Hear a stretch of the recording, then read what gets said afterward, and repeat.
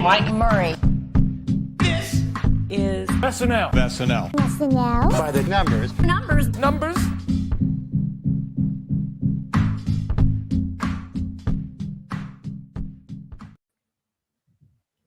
Happy November. Mikey Day, the new Biden. Bargatze brought it. There's the haiku for this evening. I thought we had a great episode last Saturday. Very excited to talk about it with one of my favorite podcasters at the SNN. My name is Mike Murray. His name is Andrew Haynes. Andrew, how are you tonight? Thrilled to be back here with the master of stats. I agree that we did have an awesome episode on Saturday. I think there's a lot to talk about. Definitely look forward to getting into the numbers. I know that your Bruins are off to a better start than my Hurricanes right now, but we'll see what it looks like in a few months. Yeah, man. Bruins, Hurricanes, sneaky rivalry back to, from the Hartford Whalers days when they were back up in New England. And, we had your number for a while until a couple of years ago. So you had a good team. Rod Brindamore is changing that. Yeah, Rod Brindamore, famously, he cheats on faceoffs when he was in the league. So he wins faceoffs is what you mean to say. It's true. He was very good at faceoffs. Anyway, so yeah, how are you feeling? It's my first time talking to you this year. You're one of my earliest supporters back in my Reddit days for stats. And, just excited to talk to you every season. You're one of my earliest guests. How are you feeling about S49? I mean, I'm feeling pretty good. I think we've been doing all right so far, especially, considering the SAG-AFTRA strike. And obviously we got started a little bit late because of the writer's strike. But, we got into the season almost on time. And I think we've had some good episodes and some good sketches so far. So listen, we got one new addition this year. And I think I already see a lot of potential in Miss Chloe Trost. So yeah, I think we got some good stuff on the horizon. Chloe Trost remind you of anybody yet? Not really, but I'm expecting that you're about to tell me. No, I'm definitely looking forward to that conversation. But just it's so early. But favorite episode so far: Pete Davidson, Bad Bunny, and now Nate. What do you think? I think it was Nate. Yeah, I totally agree. Might be my favorite episode, like since we've been podcasting. I know I really liked it a lot. Wow, I mean it was a great episode. I thought so many sketches just hit really well. I thought his monologue crushed, which you would hope and expect that that's the case with a stand-up. It's part of the reason that I love stand-ups as hosts, but they don't always work so well in sketches. I think they wrote him into some sketches that really worked for him and his tenor and tone and the way that he likes to deliver things with that kind of, even though he's, it's a little bit one note. This, his gig is kind of being the guy who is just, I'm just a little surprised about that. I didn't know that. I actually didn't know that. Was I the only one that didn't know that? That's like kind of like his thing. And it's funny and it works. And all the sketches that they wrote for him, I think just were perfect for that character type. So great job by the writers. I mean, the Washington's Dream or whatever the sketch was called was hilarious. Yeah. The weights and measures sketch. I love that one. I thought that Nate Bargatze, that was a sketch that was so well written. You could have had like any white dude play Washington and I would have liked the sketch, but his delivery was so good. The especially with football, with how many points is a kick? Sometimes one, sometimes three. Like his delivery was just perfect for that role. No one knows what Washington sounded like, but if he sounded like Nate Bargatze in that sketch, I think I would have laughed in the moment. This is what I'm talking about. So yeah, he did a great job with the delivery, but really, hats off to the writers because this is kind of a common theme in Nate Bargatze sets is he's always a little bit confused by something. He does a bit where he takes some milk out of the fridge and thinks it's bad. And his wife says, "Oh no, that's fine. I just poured the new milk into the old jug." And he's just so confused by that, of course. And he's like, oh, what? I'm such an idiot. Why didn't I know that? And there's, and he does a bit about seeing a dead horse in someone's yard and thinking that they're going to have to move this horse. And then it just gets up and he's like, I did not think about how horses sleep. I guess that horse was just asleep. So it's like, so they did a great job just like writing these sketches, for that type of character, a guy who just doesn't know what's going on. Yeah, we're talking last week on the podcast about like he's going to be a very reactionary host with his kind of dry demeanor. And the writing was perfect for him. It was a strong writing episode all around, but especially for the specific host. And are you a fan of his? I am. Yeah, I've seen all of his specials, and I've listened to his albums. On Spotify or whatever. Big Nate Bargatze fan. For several years, I feel like he's really kind of blown up in like the last year and a half or so. He's selling out arenas and stuff, which is crazy for comedians. I mean, that's Dave Chappelle, Bill Burr kind of money. So he's definitely having a moment right now. Yeah, did you get the Nate Bargatze tour ad after the monologue when you were watching? No, is he coming down to you? I didn't see that. I would assume that if he's doing a tour, he'll have shows in North Carolina since he's from Tennessee. I'm guessing this is his region, and this area gets plenty of shows. But speaking of comedy, I did see Dave Chappelle last week, and that was pretty fun. My girlfriend got me tickets as an early birthday present. But here's the thing. I told her I didn't even want to go to this show because, Dave, he's doing, arenas. I've seen Dave in multiple, much smaller spaces. I thought we're not going to be able to hear anything. And if he's doing a tour in arenas, it's all going to come out on a Netflix special. We'll see all these jokes for free in 6 months. And, tickets are so expensive. I said, don't worry about it. She got me the tickets anyway as a surprise birthday present. I mean, trust me, I had a great time. Still an awesome present. But here's the thing. My girlfriend and I have the same birthday, November 13th. And last year, we butted heads a little bit on trying to share a birthday. And I think that this was just her way of displacing me from my own birthday so that she could say like, oh, we celebrated your birthday in October. Today's my day. So. Yeah, my wife and I were born 2 weeks apart exactly. So we usually celebrate like right in the middle. That's funny. Oh, gotcha. You guys have the so same, you purposely put them together. Yeah, we need to space ours. Yeah, we're trying to figure it out. Yeah. Right. I know. Yeah, you're a big stand-up guy. I know we both saw Mark Normand last year, I think, right? Yep. Saw Mark Normand last year. That was awesome. And I think I saw Sam Morril around a similar time. I always think of those two kind of in tandem. If you ever listen we to might be drunk. Yeah, exactly. Yeah, great podcast. Yep, I saw Sam Morril at Just for Laughs. I went to visit our friend John Schneider up in Montreal, and I went to see Sam and Mark open for him. Awesome. Which was a nice surprise guest. So we're going to pivot here to the screen time. So I want to ask you, if you don't know, Andrew Haynes on Twitter or X is SNL Has a Cast is his username. And so I think back in 46 or 47, I actually had you on and we talked about stand-up hosts. So are you a fan of stand-up hosts? Yeah, absolutely a fan of stand-up hosts. I've always said they're probably my favorite types of hosts, just because, they have great comic timing and you're going to get a very solid monologue, which, not only do I just love stand-up, so I'm cool with getting, a solid 8 minutes of jokes to start the show, but also when you have a really successful monologue, I feel like it sets a good tone.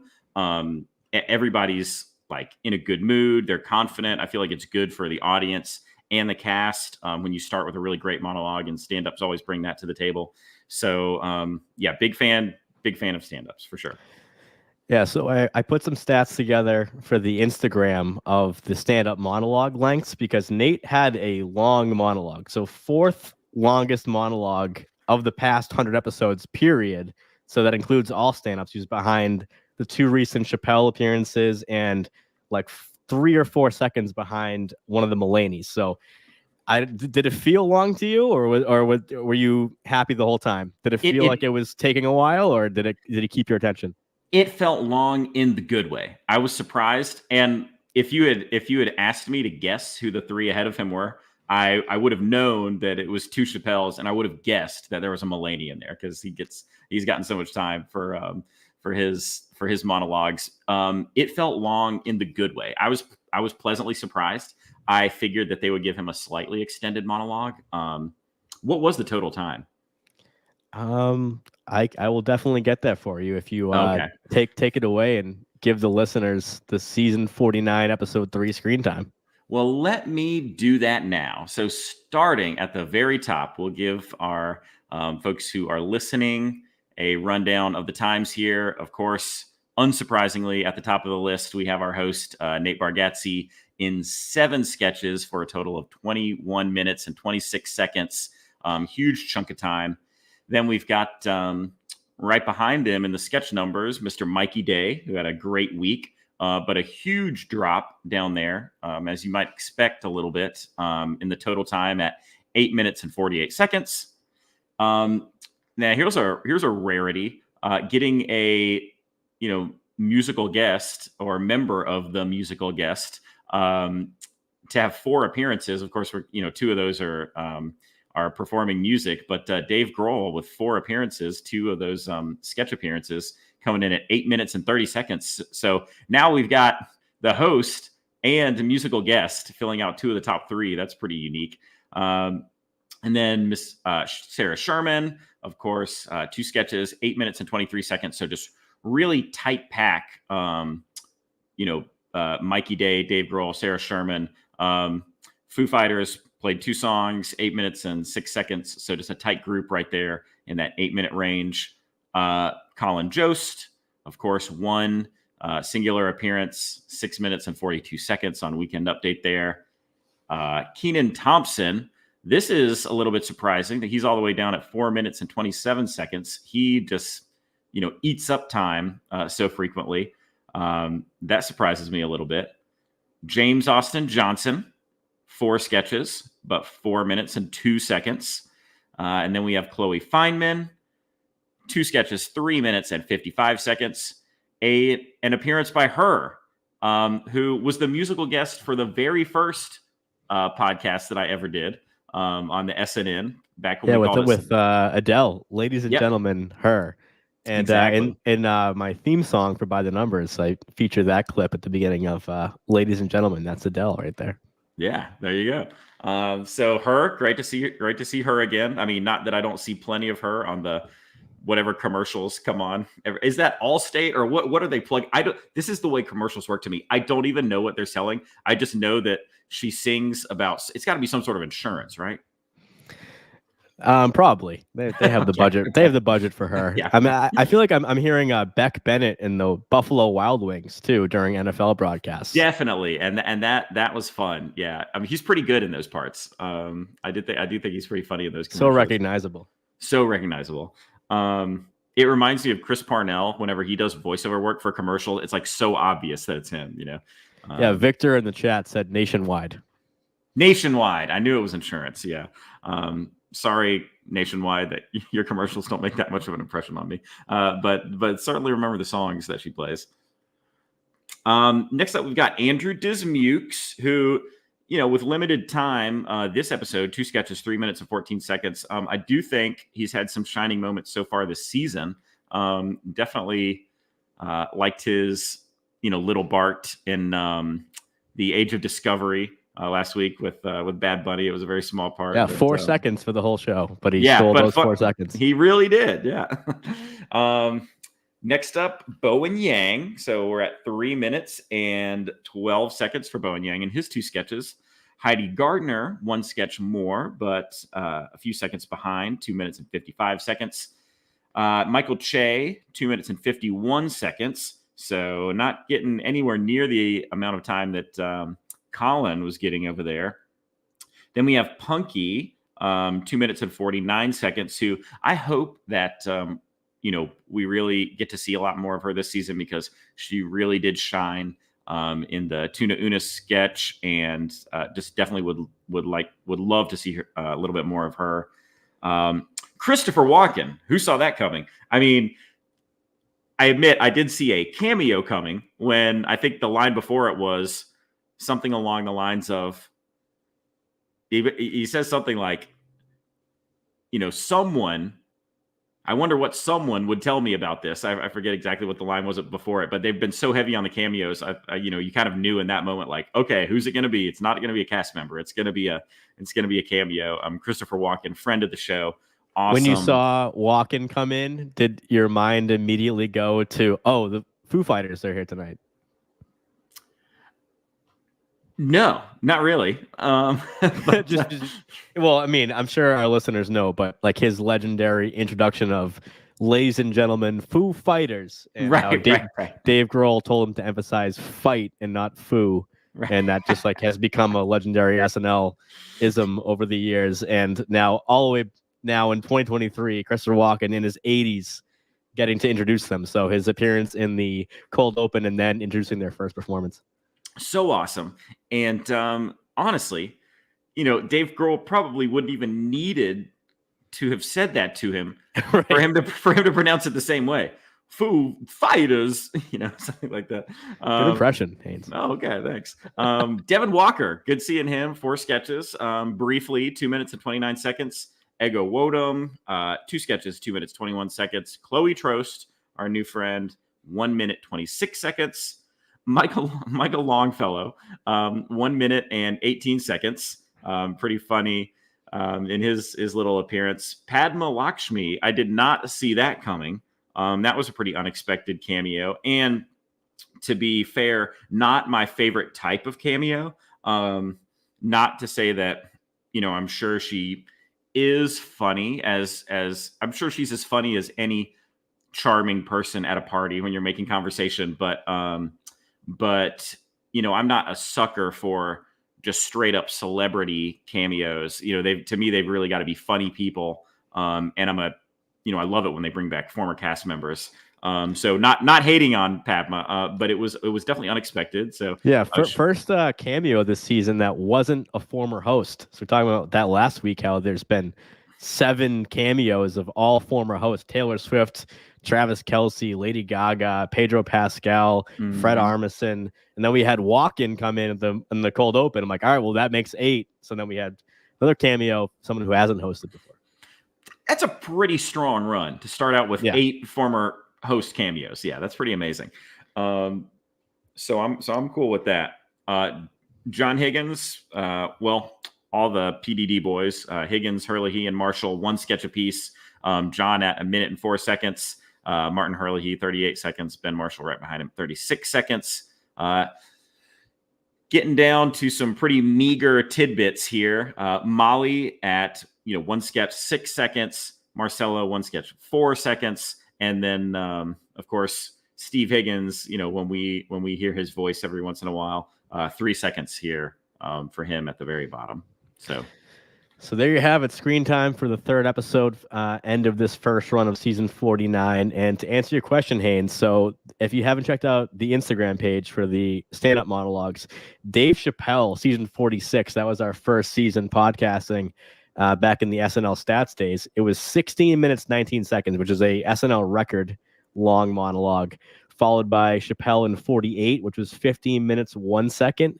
John Mulaney in 46, and that was when he was having some trouble with substance abuse. That was his longest monologue. So I don't know if that made the monologue shorter or longer, but that was 9 minutes 22. And then Nate Bargatze with 9 minutes 19 seconds. So this was a long stand-up monologue, as you mentioned. Behind him was another Mulaney from 45 at 8 minutes 5 seconds, followed by Chris Rock, Mulaney in 44, Bill Burr in 46, Mulaney in 47. And then we get down to some lower numbers. We had Pete earlier this year, Gerard Carmichael in 47, and Amy Schumer last year. So those are the stand-ups we've had since season 44. What I love is this, folks probably are noticing that, all these records are from the last few years. So I love this trend of just really, letting stand-ups do their thing during that monologue. None of these records are from the 90s or the 80s. They're from right now. So I think it's a really cool trend. I hope it continues. Hope we keep booking stand-ups. I'm sure, whenever they're getting eyeballs, we will. But love that trend for sure.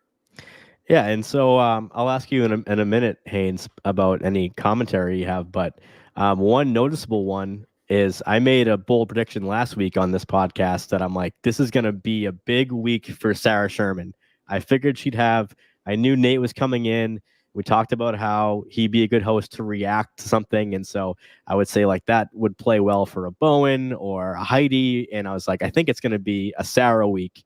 And so she hadn't appeared before Update in either of the first two shows and then came back in a big way. So Sarah Sherman second in the cast, again with 823, that being just leading the sketch, Fran Drescher trick-or-treating sketch, and then the only Update piece we got of the night. So Sarah came back in a big way. And then on the other end, Marcelo Hernandez, who dominated the Bad Bunny episode, goes down to 4 seconds. So SNL giveth, SNL taketh away.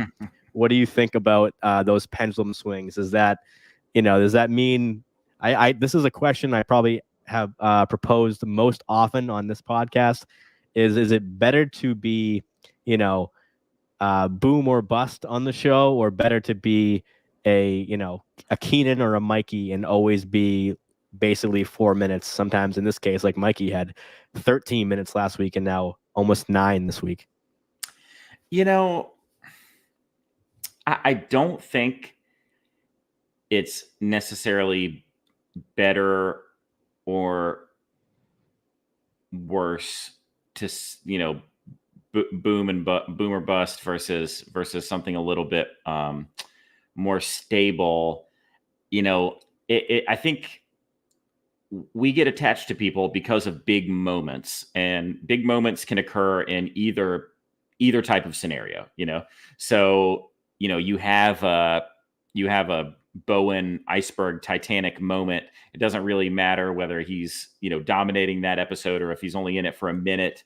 Like you said, SNL giveth and SNL taketh away. I think, yeah. Now I don't know how it is for the performers. I do think, when I started to give this take, my first thought was, maybe I'd prefer to be boom or bust. If you're on every week, but it's just that medium amount, are you getting into a space where you're kind of forgettable in sketches? And I pulled back on that, to give the take that I did, because I'm not sure how much, that could really play out. I think people fall in love with folks because of big moments. This can happen in either scenario. Being in every week might mean that you have better relationships with the writing staff, or, folks are more confident in you. But if they're letting you dominate an entire episode, obviously they think you're, bringing something to the table. And that includes, producers, Steve Higgins and Lauren, obviously. So I don't know. I don't know if I have a good answer for that. I think it's more about singular moments than a steady Eddie or a boom and bust. Yeah, it's something that I keep coming back to and doing kind of like just the median stat, people who don't boom or bust, or at least people who don't have a low floor. Because, think about the veterans that recently left. You're never going to see an episode with Kate McKinnon that's 4 seconds. If she's in the building, she's going to get high numbers. So that's what we've been tracking so far through 3 episodes, and especially with Sarah and JJ getting the call up to the rep cast. And we had, 4 rookies last year, 1 this year. So seeing right now, seeing Sarah Sherman second in the cast at 823, and then JJ only behind Mikey, Sarah, Jost, and Keenan. So they're in their 3rd year, and they're making an impression, obviously. And, JJ didn't do a Trump or a Biden, and I don't know if we'll be doing Biden ever again after right. Mikey's try at it this week. So that's the screen time for this weekend. Yeah, I guess one last thing. John Higgins, this is a rare case where the PDD boys weren't really on even playing field. I know it was a quick sketch. It didn't feature the cast or the host, but it was a case. I've been tracking them. the three of them side by side, and they're always pretty even. In this case, he kind of led that one. So, well, Hurley's dad doesn't work there anymore. Well, I don't think he ever worked there when Martin was hired. No, not when Martin was there. No. I do think I did see that PDD will be on the Tonight Show promoting their movie coming out later this month. Awesome. So I wonder if there'll be any reference to Steve Higgins being on the stage next to Fallon. Yeah, never totally. Really seen them in the same room, literally on NBC. So it's true, and I am looking forward to that movie. I mean, listen, it looks like a totally stupid movie, but it'll be a fun, it'll be a goofy hour and a half laugh. It'll be the kind of movie I'll probably never watch a second time. But PDD and Conan O'Brien, huge Conan fan. Definitely looking forward to that for sure. Conan O'Brien, have to cite him as like one of my biggest influences because I had a rabbit ear TV in my bedroom as a kid that got like 4 channels, and that classic don't want your parents to know that you're watching TV that late. So I would like block the bottom of the door so you couldn't see the light coming from my bedroom, and I'd have Conan O'Brien at 12:30 for late night. So this is in a Peacock NBC production, so interesting to see Conan O'Brien. He did cameo in Mulaney's 5-timer monologue. So, but yeah, him doing an NBC project is definitely of note. And speaking of NBC history, I figured we'd do a new segment this week on this day in SNL history. So I gave Haynes the history here. We've had 3 episodes on this day in SNL history. I want to see if you remembered anything about these. First up was in 2000. Well, we have hold on here. Oh, here we go. 2003, November 1st, Kelly Ripa and Outcast. And that episode, I brought it up because of the Mikey playing Biden this week. Daryl Hammond took over George W. Bush. He played him once that week, and then once another time. He had taken over for Chris Parnell, who had just played George W. Bush following Will Ferrell's departure from the cast. Do you remember Daryl Hammond ever playing W? Man, so honestly, not really. I think when you're struggling to find a replacement, and those shoes could not be filled. No one else could do a George W. Bush like Will Ferrell. It just couldn't be done. So they were trying a lot of different things. It only makes sense to try Daryl Hammond. I mean, I think him and Dana Carvey, might be the 2 best impressionists in the history of SNL. He's just an absolute master. But no, I didn't really remember that off the top of that. Mike just sent these to me, so I didn't get a chance to like rewatch any of these sketches before the episode. So no, I don't really remember that. I can tell you this: in 2003, I could not believe, I was a senior in high school. I could not believe how hot Kelly Ripa was. I remember the first time I saw her at that age, and I was just like, it was so funny because we were for some reason we ended up watching like a little bit of it in a psychology class. I was taking a psychology class senior year of high school, and maybe this was a setup. I don't think that they were related. I think it were like different parts of the lesson. But at some point earlier in the period, my teacher had talked about this phenomenon where like young boys will find a girl so hot that they just start laughing and like can't even like say anything. They're just like laughing at like was that Kelly Ripa for you? And that trust me, at that age, I'd never seen her before. I'd never watched like morning television or whatever she was on. Yeah, I think she was on some sort of morning television. Well, now we know on this day in history, Andrew Haynes fell in love.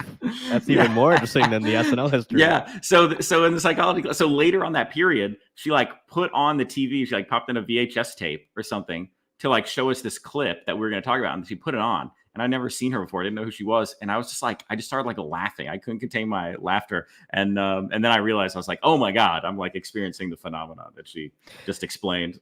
And I felt I think I have to fact check myself, but Chris Kattan came back and played Gelman. They would do the Regis and Kathy Lee. And then of course, Kelly Ripa came in and they did Regis and Kelly, and Chris Kattan would play Gelman.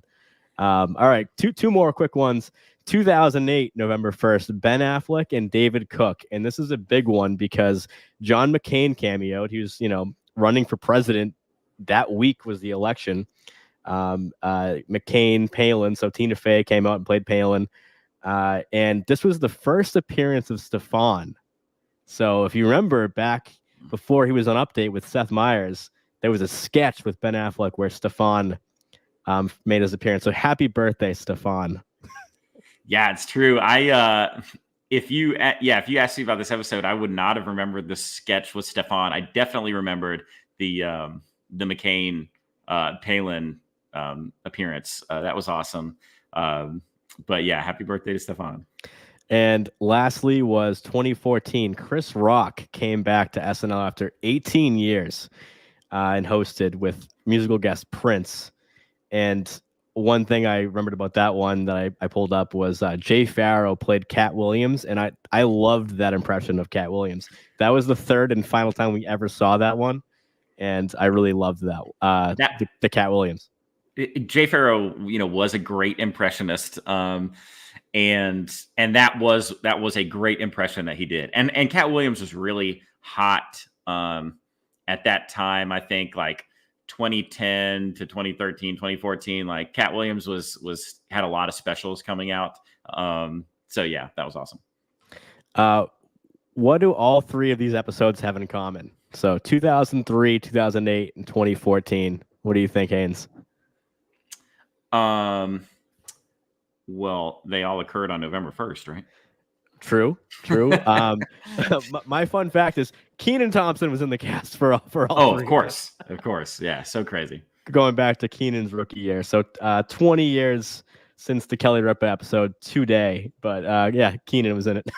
Honestly, you could do a whole like spin-off podcast just of Kenan stats. Like just every week, just like talk about the the decades of Kenan stats that he's accrued. Yeah, and I'm pretty upfront with the listeners about my journey through SNL stats, and I recently finished season 44, so I got over 100 episodes under my belt. But it's gonna take me a while to get through every Kenan episode. But I really can't wait to get the Kenan totals because they're gonna be unbeatable records. Insane, yeah.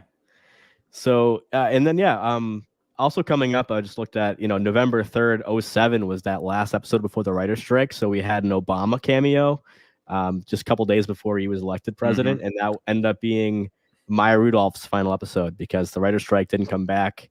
SNL didn't come back following the strike till February.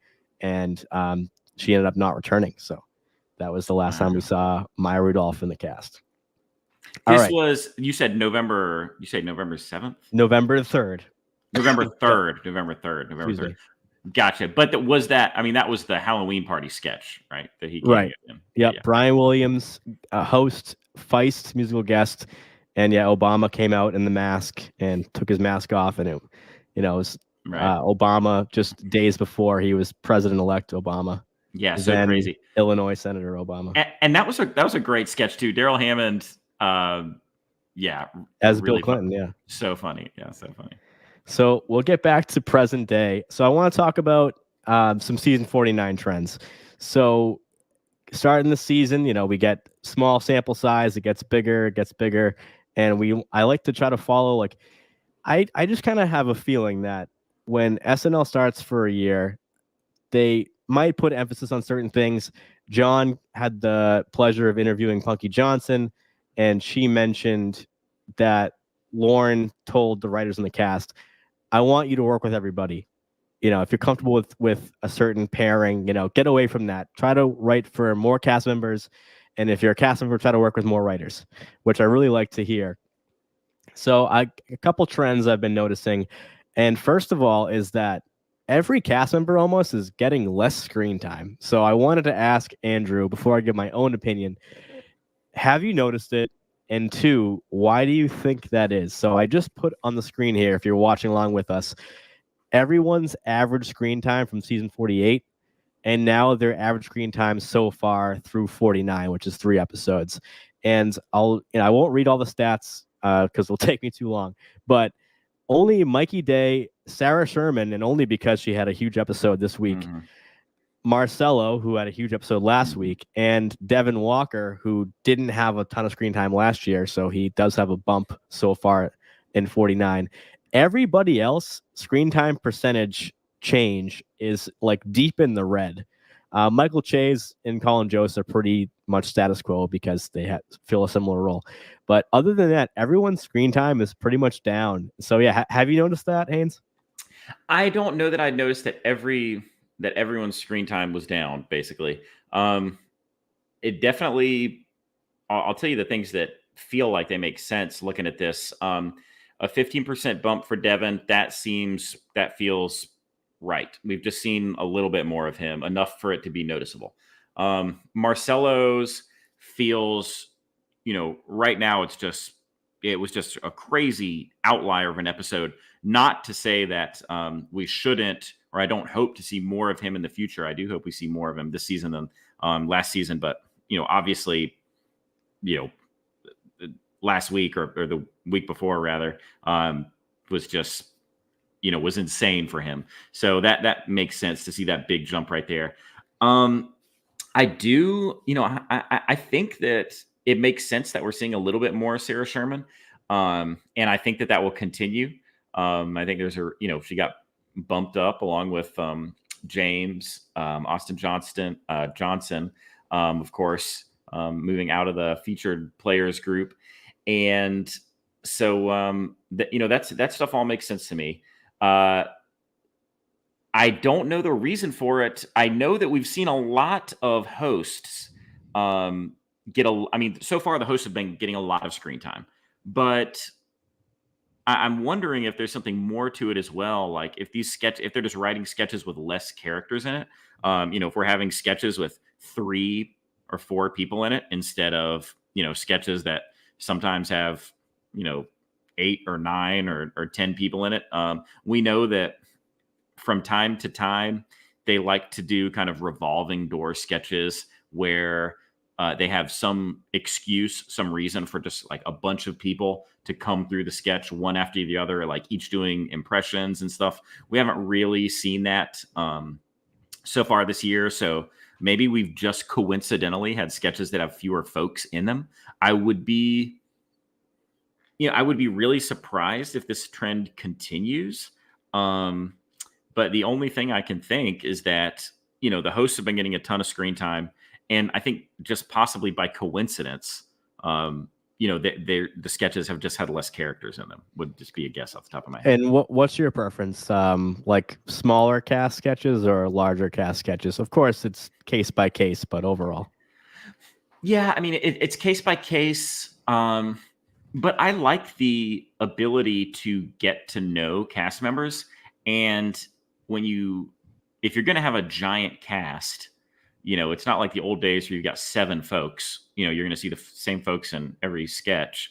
When you've got a ton of folks, yeah, I think I'd rather see, folks in sketches with less characters where we get a chance to see that person, for a few minutes, interacting with, getting good screen time, talking and really being a star or a co-star of the sketch. I think that gives us an opportunity to, to get to know folks a little bit more. I think I prefer that to, there's going to be political sketches. Maybe I bet you these numbers change once the debates start. Once the debates start and they have to put, they start doing debate sketches and we've got 10 folks on the stage, then I bet these numbers start to change. But I mean, yeah, to answer your question, I think I like seeing fewer cast members per sketch where we actually get to spend a little time with those folks, even if that means they're only in one sketch per episode, as opposed to, 3 or 4 or 5 where they're just kind of walking in and out of the scene for a minute. Yeah, I agree with that. And just to summarize some of these stats up here. So the biggest drops are Molly down 59%, Longfellow down 55%. So the two of them are they're averaging a minute 6 and a minute 7 respectively. So they're definitely down. That's Molly and Longfellow. Chloe Fineman down about 41%, Heidi down about 42%, Ego down 37%. So those are the biggest drop-offs from last season to this so far. And so here's one of my theories. Of course, I think a lot of the fans would point to, well, cameos like Pedro Pascal having a lead role in the overprotective mom sketch, like that's taking away from somebody else in the cast. But also just the Weekend Update has definitely been a little different so far this year. And it's been shorter. We've had 2 episodes in a row now with only one desk piece. So that's my first theory, because when you're on Update, you're usually on there for like 3 or 4 minutes. So I did real quick pull up the Update stats from the past few seasons, and the average Weekend Update length: season 44, 13 minutes 42 seconds; season 45, 12 minutes 17 seconds; season 46, 13:20; season 47, 11:34; season 48, 13:23; and so far in season 49, Update has been an average of 10 minutes 41 seconds. So going back to the last stat, comparing 48 to 49, Weekend Update's 22% shorter. So that means there's less cast members getting that featured time.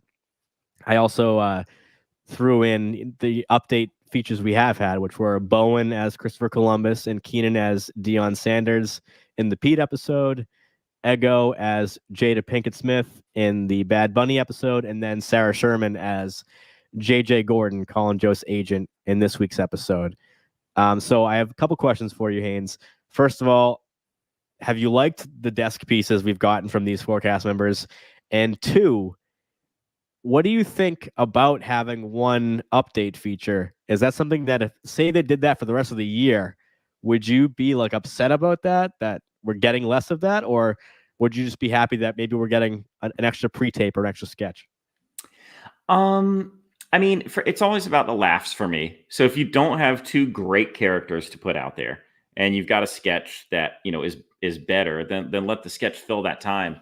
I mean, that was what I was going to say. About these numbers is, I think there's probably some coincidence here. I would be surprised if there was an executive order. Hey, we're going to cut Weekend Update by 20% this year. It's just been too long. We need to change that. I don't see that being the case. I'm just guessing that, like you mentioned the cameos. With all the cameos, the hosts getting so much time in these sketches, I think they're going to be in sketches. It's very rare that we have a host, come to the Weekend Update desk. So I think maybe they just had some good sketches that they felt good about.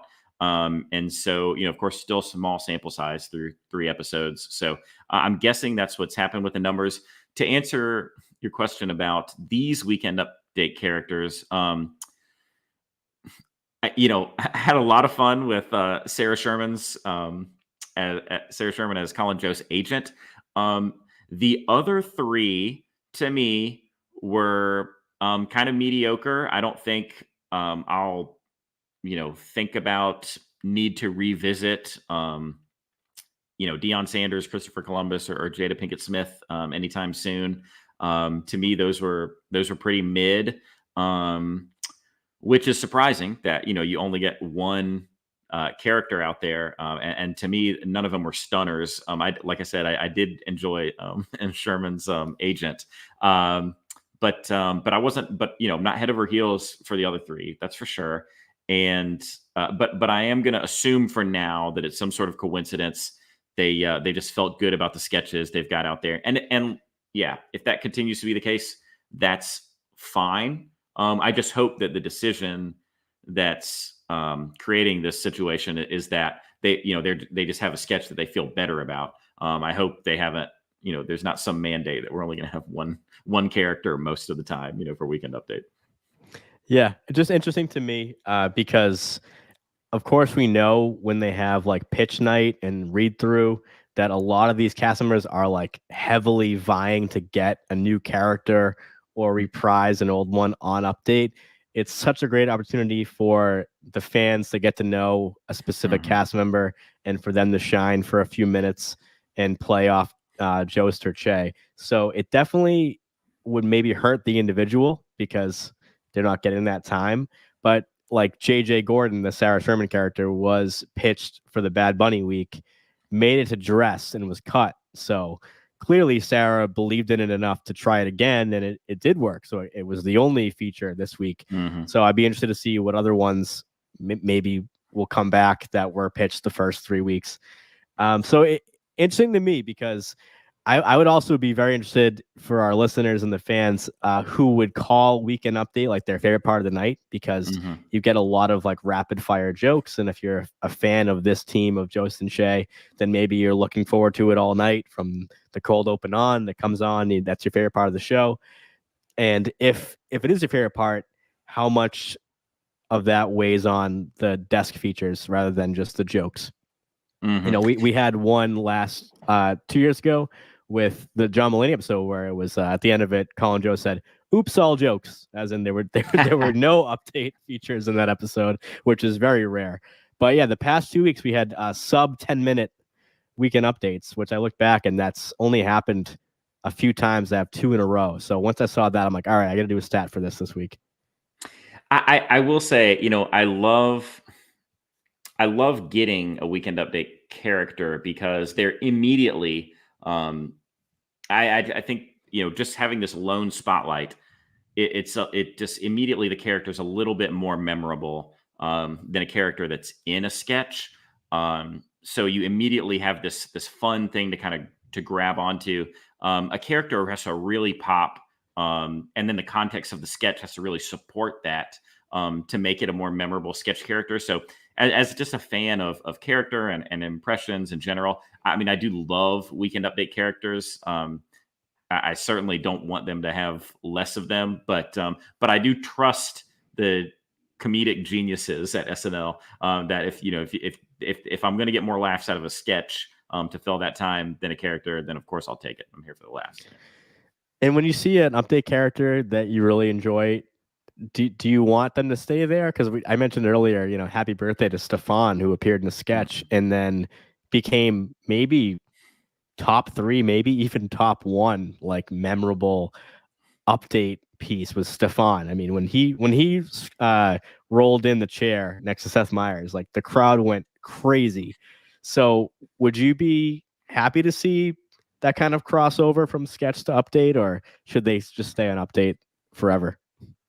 Listen, no, I mean, I'd love to see that kind of crossover. If we get, you know, it's funny the way, you know, I mean, you have a TV show and then there's some, you know, minor character that just always has great lines and the audience falls in love with them. And then they end up doing a spinoff show.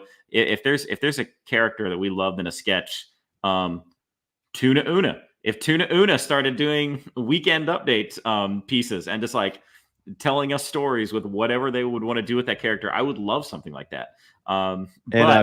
Briefly, Haynes, tell the folks at home who Tuna Una is. Tuna Una was Punky Johnson's character in the telenovela sketch from the Bad Bunny episode before the Nate Bargatze episode. It had Latina Cameo. Jefferson is her name. Yes, Latina Jefferson. Yep, had the little cameo from Mick Jagger, and but of course, Punky stole that sketch, and like that's a perfect example of a character that I would love to see on update. I will address your reticence, or just you kind of tiptoed into, and I know I'm kind of the same way. I'm kind of a little bit hesitant to smack like an extremist label on something. But when you brought up Stefan, I mean, I was going to say he's the greatest weekend update feature of all time. I mean, he's that good, and he's just so loved. I mean, just so good. Right. And for Bill Hader, who just was a sketch master, who would do some political impressions for sure, and did laser cats, and like had a lot of moments in the show that we remember.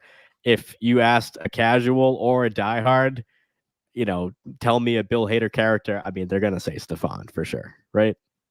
Of course, yeah. Yeah. I mean, I feel bad. I forget the name of the character. Maybe the chat can help me out. But his field reporter, old guy, Oh, with the microphone into the face. I forget his name too, but that dude's hilarious. Listen, Vincent Price, Oh hilarious. my god, yeah. Or Vinny Vedecci. That was great. I love that one with Bobby Moynihan like trying to sit on his lap and stuff. Yeah, very funny. And with Vinny Vedecci, favorite part might have been Will Forte silently eating spaghetti.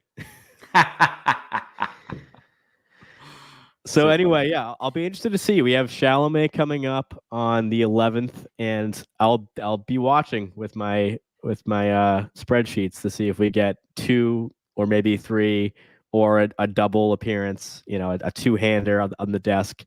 Herb Welch, thank you very much, chat. I knew you guys had come through. Herb Welch, that's right. Shame on me for forgetting the great Herb Welch's name.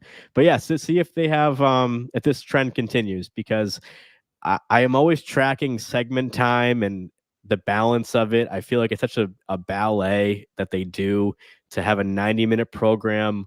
We have the opening montage and all the ads, 2 musical guest spots to fit in the show and balance it out like that. So update is always going to be a fixture in the show. And so I'm just interested to see what will happen with this, because I've mentioned a couple times this season with the rookies last year, like we got to know Michael Longfellow right away, episode 1 of season 48, and then Marcelo, and then Devin, and then the season ended with Molly's big piece coming in at the end. So we finally got to know them. So I was excited about that, and I'm just curious, like, will Chloe Trost get that, or maybe one of the rookies from last year? So there's so many opportunities at that update desk. So it's definitely a part of the show that I follow very closely. Yeah, I would be really interested to see a Chloe Trost character, because I mean, I'm slightly familiar with her work, but I'd love for her to come do a big feature where we really got to know her. Are you familiar with her character Pepper Slit? Yes, I am. Yeah. Okay. Pepper Slit is like the old like she's the old stage actor or something like that, yeah. right? Yeah. So yeah, Aristotle Atari got the Laughintosh 3000. That was so good. I love the Laughintosh, which was unreal. So we had him debut that character in the Jonathan Majors Taylor Swift episode, and that ended up being one of 2 characters that he brought to the show that made it on. And so unfortunately, Aristotle did not get a lot of screen time, of course, famously or infamously. But we can look back at season 47 and say those 2 characters, of course, the one being, Say For Me, right. Angelo. So Angelo, yeah. All right, so we're gonna look at the status of the cast after 3 episodes. I know we've doing a lot of cast talk tonight, but this is the power rankings now. After 3 episodes, we saw Sarah really, falling behind and coming back in a big way. So these are the updated power rankings for season 49. So if you're new to the show, it's this all-encompassing stat. Like I said, Andrew Haynes, my man, championing this from the very beginning. It's only grown from here. Taking into account screen time, appearances, everything that we talk about in the show into one number. So look at the top, Haynes. Mikey Day averaging a 138. That's Kate McKinnon, Adam Sandler numbers right there. So that's what I was going to say. McKinnon numbers, crazy. Yeah. McKinnon numbers is a trademarked, phrase on the show. Yeah. So Mikey Day, top of the pack at 138, like a 50-point drop off to number 2, Kenan Thompson at 83.4, Colin Jost number 3 at 79, Bowen Yang 74, Michael Che at about a 60, Ego at 59, number 7 JJ at 58.3, number 8 Marcelo Hernandez, second-year player, 56. Sarah Sherman, who her scores from Pete Davidson were 33. Bad Bunny was a 15, and then 114 score for Sarah this week. So she's now averaging a 54.2. Heidi Gardner at 10 with a 50.3. Devin Walker, number 11, with a 48.6. Chloe Feynman, 46.1. Dismukes, 40.5. By the way, can we talk about Lake Beach? That was incredible. Well, you're a Boston guy. They're not. You're not Lake Beach folks up there, No, right? we don't do lakes up here. Listen, I've been to plenty of lake beaches. I'm only about an hour and a half from the actual beach, but trust me, there's plenty of lakes. There's a lot of folks, are out this way, or a little bit west of here, who have lake houses and stuff. I've partied on plenty of lake beaches. That sketch was pretty accurate. Although I wouldn't say there's usually 3 feet of leaves underneath the water or anything like that. But but listen, not all lakes are created equally. Like some lakes are nasty. They're just big, dirty ponds that you actually don't want to be in. Some lakes are pristine, and it's amazing being out there on the crisp waters. But trust me, I related a lot to that Lake Beach sketch. I have definitely had plenty of Lake Beach weekends under my belt. A lot of cheap beer. It's just like they did a pretty good job nailing the vibe of the Lake Beach for sure. Yeah. Do you have bats down there in the Carolinas? We have bats. I don't know if I've had a bat encounter at the Lake Beach, but that was a pretty funny line. Yeah. I know we've been doing heavy stats tonight, but this episode, just front to back, was Crushed. so good. Just especially, it was very top heavy. Update came later in the night. Very late. Yeah, we had Foo Fighters again, and a PDD 10-1 wrap up. Mm-hmm. So in the airplane sketch, which I also adored. I love that sketch. So back to the ranking. Andrew Dismukes is 13th at 40.5. Punky Johnson at a 40. Chloe Trost, 29.2. Longfellow in 16th place at a 19.1. And Molly Carney at 17 points. They've had a 14.9 in the Pete episode, 30.9 in Bad Bunny, and a 5.3. So Molly only appeared in that Lake Beach. They were at the sandwich table that was all white bread and no ham and cheese. So that's what we have so far. I mean, I come into the season just, rubbing my palms together, ready to see the power rankings grow, and people rise and fall every week. In the middle, it was Kate and Keenan and Cecily. So we're seeing Mikey Day. I've been talking about him a ton, having a career renaissance at SNL at later in his tenure, and him getting the love that he deserves. But if he's going to be Biden, that's going to be huge. Yeah, I was going to say, if right now I would put my money on Mikey Day having a hell of a season. He's gonna play Biden. James Austin Johnson will play Trump, and they will get a lot of screen time together for sure. No doubt about it. Are you a fan of the move? I mean, did you prefer? We've only had one Mikey Day so far, so we have to judge him on that one appearance. But any better or worse than JJ? The same? What do you think? Little bit different, hard to say necessarily better or worse. I actually might like it a little bit better. Sometimes it just takes a little time to get used to an impression. And with every impression, you're choosing to emphasize certain characteristics, the ones that, really jump out at you. Basically, an impression is a fully acted caricature, the same way that the guy at Six Flags, when you sit down to get your picture drawn, if the first, they take those noticeable things, your big chin or your big ears or whatever, and really lay into it. So, obviously with Biden, I think the first thing you go for with him is, just kind of his rickety speech, and the way he squints and stuff. And he loves to, call people Jack and that kind of stuff. So we'll see. I did like the impression. Listen, it didn't floor me. It's not like a great all-time impression, right off the bat or anything like that. But I think you get used to impressions, and I think, I hope they stick with it. I'm in favor of the change. I don't, I think JAJ is going to be playing Trump, and they'll, need someone else to play Biden for all those interactions. So happy to see a talented guy like Mikey get that opportunity. Not like he hasn't been getting plenty of opportunity, but I think he'll be good in that role, and I like it. I'm ready to support it. Yeah.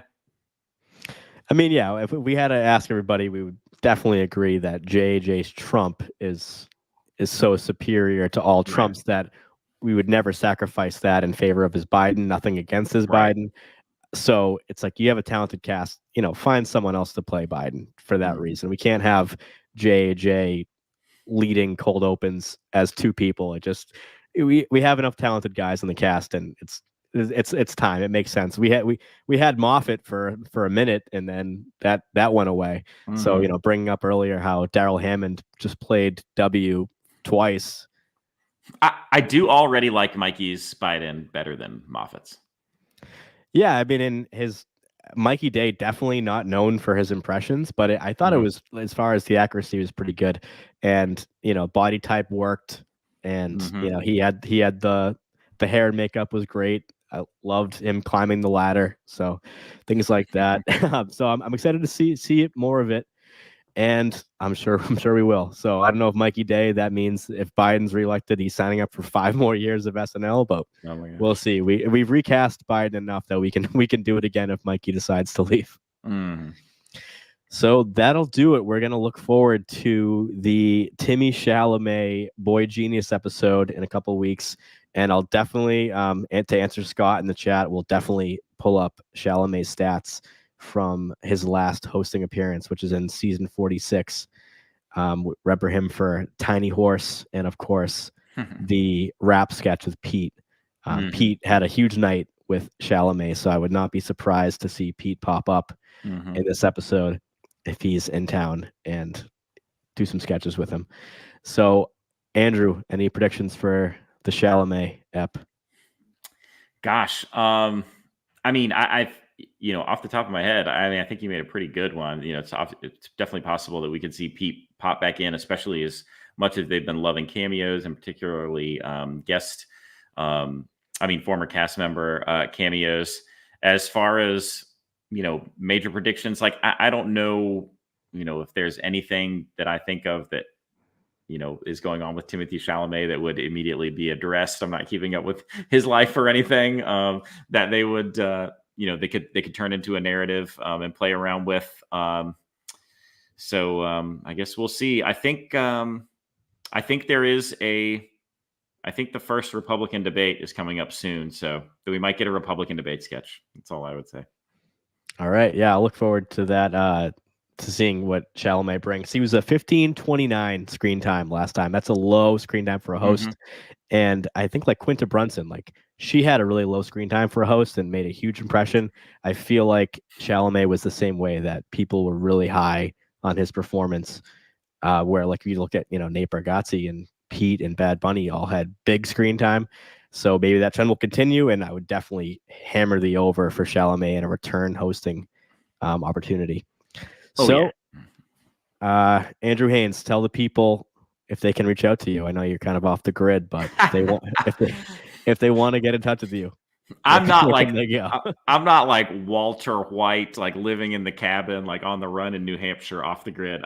But literally, like I think I got on Instagram just to because somebody told me, they sent me a message like last week was the first time I've been on social media since February, maybe, or something like that, February, March. So it was funny when you started bringing up my X handle, I guess we have to say now, at SNL has a cast. I was like, oh God, don't bring that up. Like I haven't looked at that in so long. No, you're good. You're good. It's just like, I would feel bad if people were like trying to interact with me and I'm not there. I haven't been on social media in so long. I don't know. Can't keep up with it. It's good for you. Listen, I quit social media in December of 2012 and had not been on social media until, we started doing this podcast a few years ago. Haynes was on Facebook when it was called The Facebook. So John like highly encouraged me to get back on social media. And I don't think he knew like how little I get involved with that stuff. So yeah, you probably the best place to find me is on the SNN. All right. Well, we definitely will. We'll definitely have you back, and I'm sure some more roundtables as well. So we will see you in 2 weeks on By the Numbers, and shout out to everybody in Maine, my New England state, what they're going through. So send love to Maine, and can't wait to talk some Chalamet in a couple weeks. For Andrew Haynes, and I am Mike Murray of the SNN. We'll see you soon. Thank you.